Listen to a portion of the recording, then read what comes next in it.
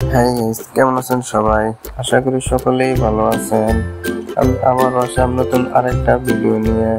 একটু মেহেদীর প্রেম পার্ট 4। জনপ্রিয় ইউটিউবার মেহেদী হাসান ও ঋতু হোসেন দুজনের প্রেমের খবর সবার অজানা থাকলেও দীর্ঘ 2 বছর ধরে সম্পর্কে আছেন তারা। নিজেদের প্রেমকে গোপন রেখে দিয়েছেন এই জুটি। তাই তো সব সময় মিষ্টি প্রেমের খুনসুটিতে মাতিয়ে রাখেন অনুরাগীদের। এদিকে সর্বশেষে ফেসবুক দেওয়া ঋতুর একটি পোস্ট ভাইরাল হয়েছে। মূলত ঋতু লিখেন, বুঝি না আমার হলো কি, চারপাশে শুধু তোমাকেই দেখি, সঙ্গে ভালোবাসার ইমোজি। মজার বিষয়, ঋতুর প্রতিটি পোস্টে তার প্রেমিকা মেহেদী হাসানের মন্তব্য নজর কাড়ে। ওই পোস্টেও তার মন্তব্য বাদ পড়েনি। মেহেদী লিখেন, জটিল রূপ। প্রেমিকার সঙ্গে মিল রেখেও তিনিও যোগ করেন ভালোবাসার ইমোজি। মেহেদীর মন্তব্যের জবাবে হাসির ইমোজি দিয়েছেন ঋতু।